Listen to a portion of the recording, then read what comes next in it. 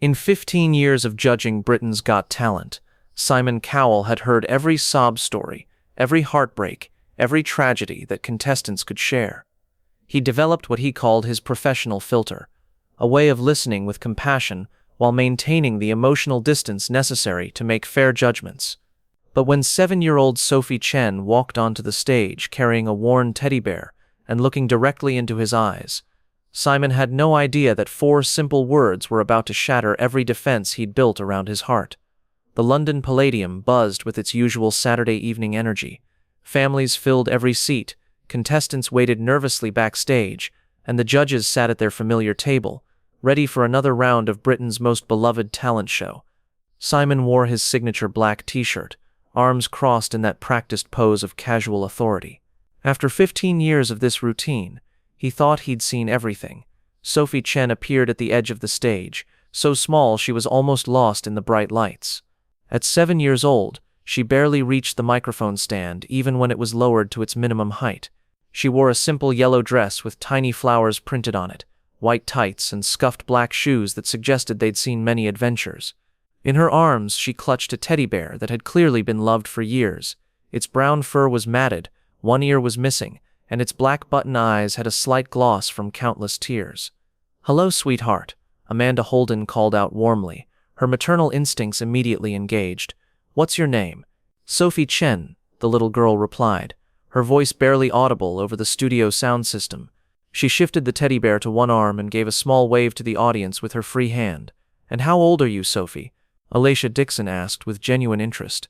"I'm 7, Sophie said, then added with the matter-of-fact honesty that only children possess, "but I'll be 8 next month if everything goes okay." There was something in the way she said those last 4 words that made David Walliams lean forward slightly. Simon's arms remained crossed, but his attention sharpened. After years of judging, he developed an instinct for when something deeper was lurking beneath a contestant's surface presentation. "What's your teddy bear's name?" Amanda asked, trying to keep the mood light. Sophie looked down at the worn toy in her arms. "This is Mr. Buttons," she said, holding him up for the cameras to see. "He's been with me for a very long time. Since before I got sick." The atmosphere in the Palladium shifted subtly. The audience grew quieter. The judges exchanged glances. Even the cameramen seemed to sense that this wasn't going to be a typical children's audition. "What brings you to BGT today, Sophie?"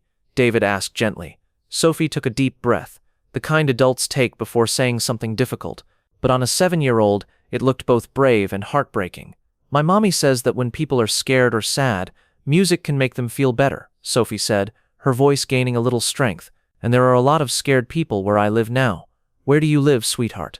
Alicia asked softly. "At the children's hospital," Sophie replied simply. "I've been there for 6 months. The doctors are trying to make my heart better, but it's very sick.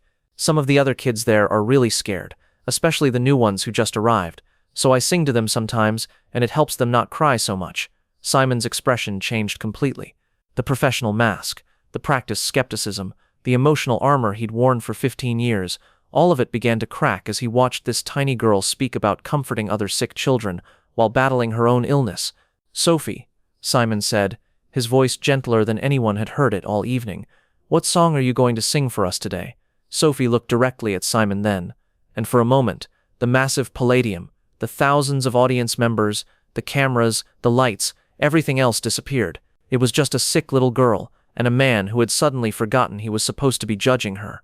"I want to sing Somewhere Over the Rainbow," Sophie said, "because that's what I sing to the babies in the cancer ward when they're scared. They like it because it's about hoping for a place where there's no sadness." The silence that followed was profound, not the usual pre-performance quiet, but something deeper. The kind of silence that falls when everyone in a room realizes they're about to witness something sacred. "Would you like us to lower the microphone for you? I sing loud enough for the babies to hear me even when they're sleeping." And then Sophie Chen began to sing. Her voice was clear and pure, not trained or polished, but filled with something that transcended technique. As she sang about blue birds flying over the rainbow, something extraordinary happened in the London Palladium. 3,000 people became completely still. Camera operators found themselves wiping their eyes behind their equipment. Production assistants stopped their work to listen. But it was Simon who was most affected. As Sophie sang about a land where troubles melt like lemon drops, tears began streaming down his face, not the controlled, camera-conscious tears of a television personality, but the raw, unguarded tears of a man who was being fundamentally changed by what he was witnessing. When Sophie finished the first verse, she paused and looked directly at Simon again. She seemed to sense that he needed something from her, some connection that went beyond the performance. "Mr. Simon," she said, her voice carrying clearly through the silent venue, "do you have children?" Simon wiped his eyes with the back of his hand. "No, Sophie, I don't." That's when Sophie said the 4 words that stopped Simon Cowell's heart. "I'll be your daughter." The Palladium went completely silent. Not a cough, not a whisper, not even the sound of breathing. Simon's mouth fell open slightly. His hands, which had been gripping the edge of the judge's table, went slack. For 15 seconds that felt like an eternity, Simon Cowell was completely frozen. The cameras captured every second of it.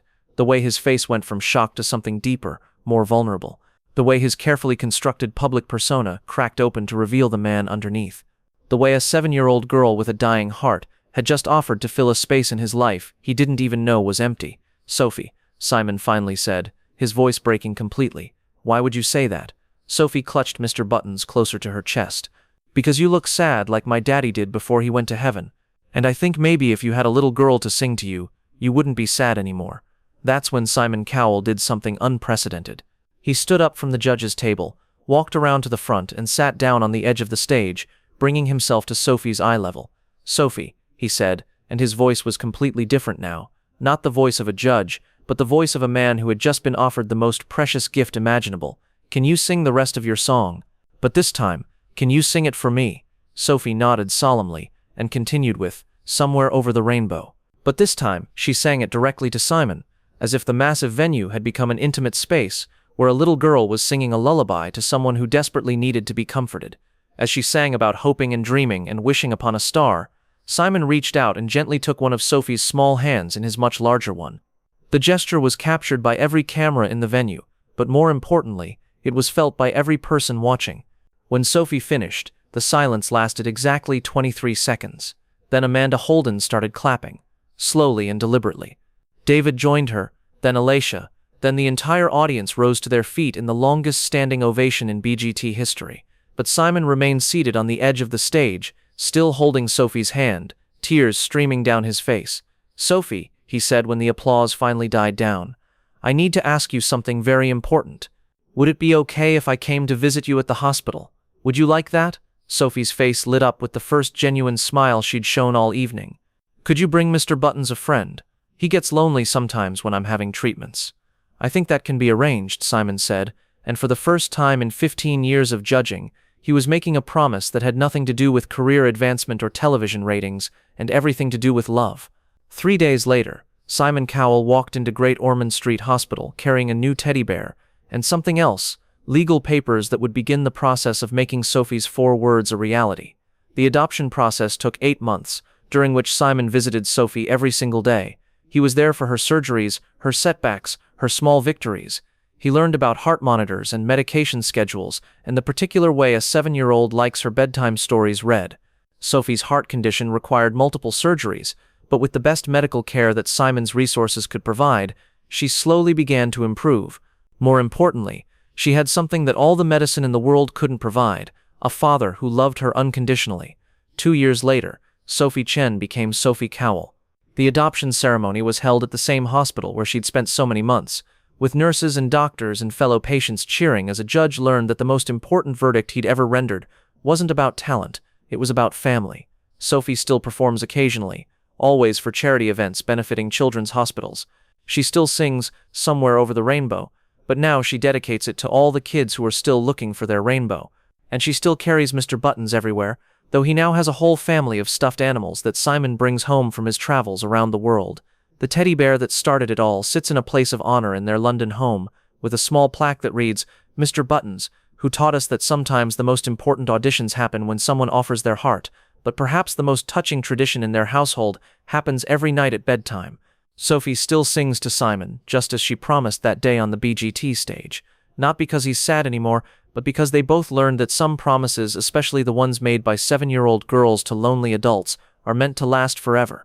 The 4 words that froze Simon Cowell, "I'll be your daughter," became the beginning of the most beautiful performance of his life, learning how to be a father to a little girl who taught him that love shows up in the most unexpected places. sometimes wearing a yellow dress and carrying a teddy bear, always offering exactly what we need most.